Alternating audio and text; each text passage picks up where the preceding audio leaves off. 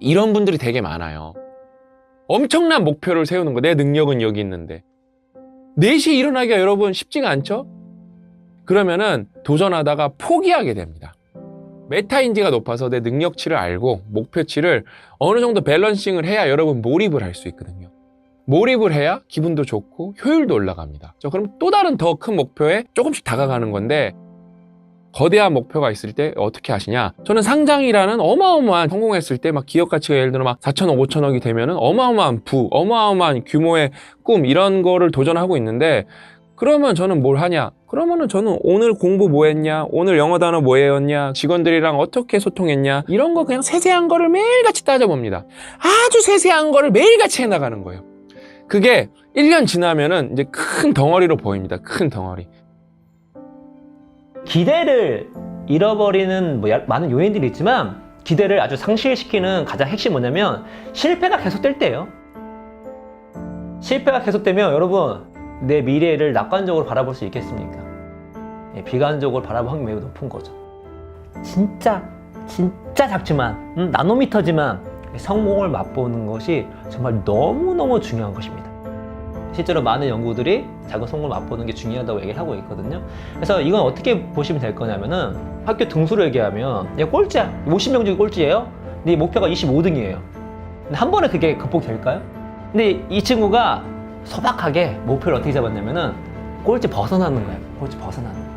45등 되면 성공한 거예요. 여러분, 여기서 내가 실패감을 느끼느냐 성공을 느끼느냐가 기대치가 낮았을 때는 매우 중요합니다.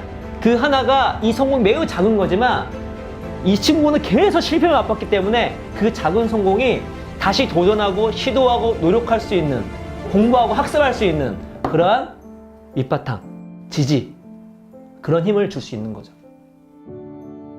목표는요, 원대한 목표도 중요하지만 단기 목표도 중요합니다. 이 원대한 목표는 그 자체로 사람의 마음을 뜨겁게 해요. 그 목표만 있다 생각해 보세요. 우리가 막 이 악물고 했어요. 우리 원대한 목표만 있으면 그 결과가 어떻게 되면 이게 실패입니다.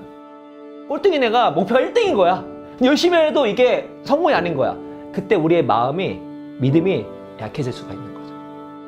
구체적이고 현실적이고 실행 가능한, 그거는 내가 해낼 수가 있거든요. 해내면 어떤 거죠? 작은 성공을 맛보게 되면서 내가 할 수 있구나, 포기하지 않고 계속 갈 수 있는 원동력을 얻게 되는 것입니다. 이미 기대가 충만한 사람한테는 잘 모르겠지만, 기대가 낮아 있는 사람한테는 이 작은 성공을 맛보는 것이 매우 중요합니다. 데이브 램지라는 부채 조정 전문가 이야기입니다. 이 전문가다 보니까 되게 유명해요. 당연히 그 부채 가진 사람이 많이 오겠죠. 유명하다는 건 무엇이죠? 컨설팅을 잘 해줬기 때문에 가능한 거죠. 빛을 잘 갖게 하는 거죠. 갖게 하는 거죠. 근데 이 데이브 램지의 부채 조정 컨설팅 방법은 좀 특이합니다. 재무적인 관점에서 상식적이지 그렇지. 않죠. 부채 양이, 빚 규모가 작은 것부터 적게 만듭니다. 빚을 갚을 때 작은 것부터 갚게 만듭니다. 근데 이게 얼마나 상식적이지 않냐면, 매우 상식적인 방법은 뭐죠? 이자가 높은 것부터 갚은 거예요. 컨설팅 받은 사람들이 어떤 사람이냐면 거의 무기력에 빠진 사람들입니다. 이미 이 사람들은 기대도 없고 미래가 안 보이는 거예요. 근데 그 부채 목록에서 만약에 50만 원 모아서 딱 갚는 순간 부채 목록을 하나 지울 수 있잖아요. 내가 하나를 완전히 지울 수 있구나. 그러니까 이 사람한테는 필요했던 것이 작은 성공이 필요했어요. 나도 부채를 없앨 수 있다. 그래서 부채 목록 하나를 딱 없애는 순간 이 사람이 나 할 수 있구나 라는 마음이 생긴 것입니다. 그러면서 기대가 회복되기 시작하죠. 할 수 있겠구나.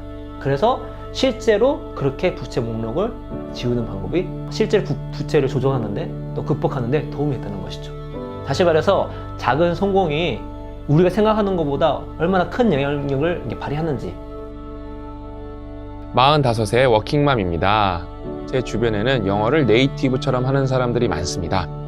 그 사람들 속에서 한참 모자란 저를 탓하면서도 실제 행동은 영어 공부를 하려고 노력하지 않았습니다. 그리고 매일 아침 일찍 일어나서 이거 저거 해야지 하면서도 행동은 출근 시간에 맞춰 겨우 출근할 정도로 시간 관리를 전혀 하지 않았습니다.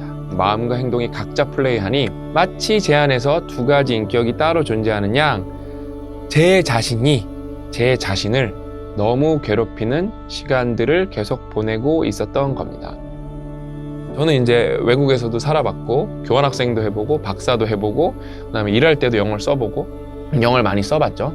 근데 얼마나 이렇게 발음을, 이렇게 플루엔시라 그러죠. 그러니까 그다음 유창함을, 발음을 막 영국 사람처럼 하느냐 아니면 미국 사람처럼 하느냐가 중요한 게 아니라 우리는 외국인, 영어의 네이티브 스피커 관점에서 우리는 외국인이기 때문에 영어를 못하는 게 당연한 거고, 컨피던스, 자신감 가져가는 게 되게 중요해요. 만약에 한국어를 배우는 외국인이 있다고 생각을, 여러분들도 이렇게 생각을 해보세요. 우리 다 한국말 잘하잖아요. 우리는 모국어니까, 그렇죠? 그러면은 한국말 이렇게 잘하면은 막 세상에 뭔가 보장이 되는 게 있나요, 대한민국에서?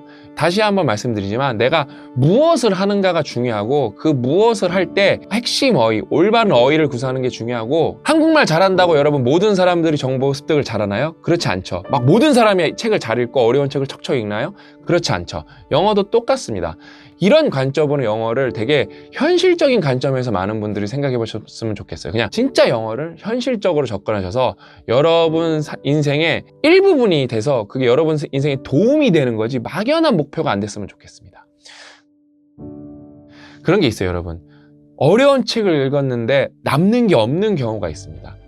그래도 괜찮습니다. 막상 이게 실용적이지가 않아요. 괜찮습니다. 이해 안 되셔도 좋고 포기하셔도 좋으니까 계속 공부하는 게 중요하거든요. 여러분이 어려운 책을 읽으면서 이해를 하려고 노력을 했고, 그런 과정에서 여러분이 뇌를 훈련시켰고 뇌를 정말 액티브하게 만들었기 때문에 가끔은 어려운 책을 자꾸 도전해 보시면 좋을 것 같습니다. 빡독, 우리 빡독 하는데 요즘에 그 사례를 너무 많이 보니까 1년에 막 2권 읽고 3권 읽던 분이 막 2달에 10권, 막 5권 이렇게 읽는 분이 막 너무 많아지는 거예요. 여러분 유튜브 댓글 확인하셔도 그런 분 많을 거예요. 나이 많으신 분들, 학습된 무기력이 아니라 완전 진짜 굳은 살 같은 무기력, 예? 그런 무기력 갖고 있는 연령대 높으신 분들이 많은데, 고 작가님이나 신 박사보다 나이가 많지만 뭐 항상 배우고 있습니다, 뭐 그런 얘기가 되게 많아요. 그러면서 뭐 몇 권 읽고 있고, 실제 데이터를 봐도 많으세요. 네, 우리보다 많아요. 네. 그러니까 그게 너무 뿌듯하고, 그런 분은 나름 회사에서 뭐 차장일 수도 있고 가정에서는 엄마일 수도 있고, 이런 분이 바뀌면은 너무 많은 사람들이 바뀌고, 이제 여러분이 버터플라이 이펙트, 나비 효과의 시작이라는 거예요. 그렇게 하시면 좋을 것 같아요. 큰 목표는 있어도 돼요. 큰 목표에 맞춰서 그거를 실현할 세부 목표를 열심히 세우세요. 작은 성취를 꾸준하게 매일같이 이뤄내시는 게 되게 중요합니다. 나만 안 돼가 아니라는 거예요. 작은 성공이 생각보다, 여러분이 생각하는 것보다 훨씬 중요하다. 주변에 만약에 누가 이제 어떤 무기력에 허우적대고 있으면은 힘내 이런 게 아니라, 그 사람이 어떻게 하면 좀 이렇게 작은 성공을 할 수 있을까? 당장 본인이 막 너무 무기력에 빠져 있으면은 당장 내가 할 수 있는 아주 작은 성공들 한번 찾아보세요. 여러분이 기대를 잃어버렸을 때 기대를 회복할 수 있는, 여러의 미래를 낙관적으로 바꿀 수 있는 솔루션! 작은 성공을 쟁취하는 것입니다.